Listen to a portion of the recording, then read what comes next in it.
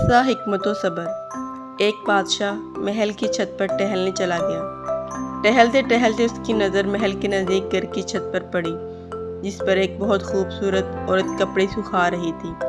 بادشاہ نے اپنی ایک باندی کو بلا کر پوچھا، کس کی بیوی ہے یہ؟ باندی نے کہا، بادشاہ سلامت، یہ آپ کے غلام فیروز کی بیوی ہے۔ بادشاہ نیچے اترا۔ بادشاہ پر اس عورت کے حسن و جمال کا سحر سا چھا گیا تھا۔ اس نے فیروز کو بلایا۔ فیروز حاضر ہوا تو بادشاہ نے کہا، فیروز، ہمارا ایک کام ہے۔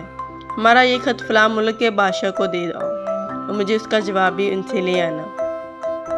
فیروز بادشاہ کو حکم سراہوں پر، اور وہ اس خط کو لے کر گھر واپس آ گیا۔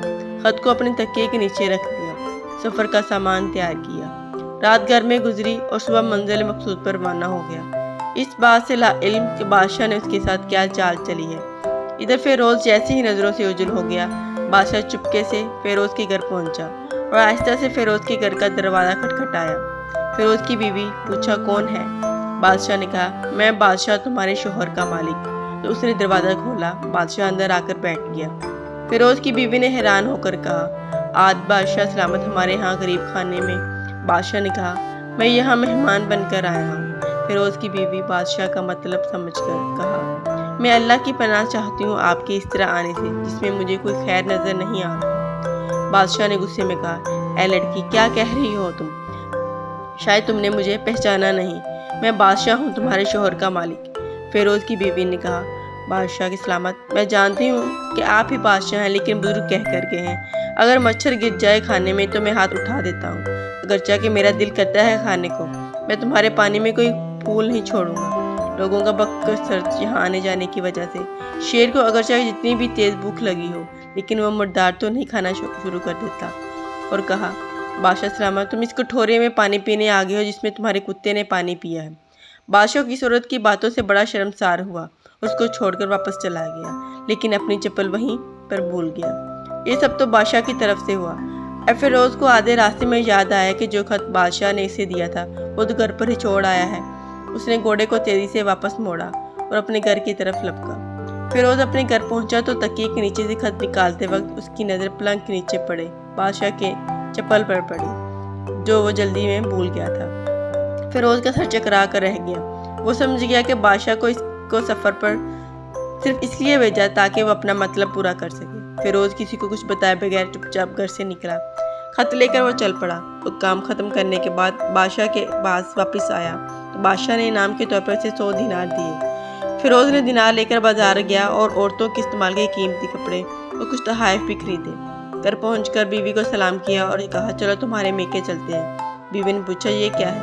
کہا، بادشاہ نے انعام دیا ہے اور میں چاہتا ہوں کہ یہ پہن کر اپنے گھر والوں کو بھی دکھاؤ۔ بیوی، جیسے آپ چاہیں۔ بیوی تیار ہوئی اور اپنے والدین کے گھر اپنے شوہر کے ساتھ روانہ ہوئی۔ داماد اور بیٹی اور ان کے لیے گئے تحفے کے دیکھ کر وہ لوگ بہت خوش ہوئے۔ فیروز بیوی کو چھوڑ کر واپس آ گیا اور 1 مہینہ گزرنے کے باوجود نہ بیوی کا پوچھا اور نہ اس کو واپس بلایا۔ پھر کچھ دن بعد اس کے سالے سے ملنے آئے اور اس سے پوچھا، فیروز، آپ ہمیں ہماری بہن سے غصے اور ناراضگی کی وجہ بتائیں یا پھر ہم آپ کو قاضی کے سامنے پیش کریں گے۔ تو اس نے کہا، اگر تم چاہو تو کرو، لیکن میرے ذمہ اس کا ایسا کوئی حق باقی نہیں جو میں ادا نہ کیا ہو۔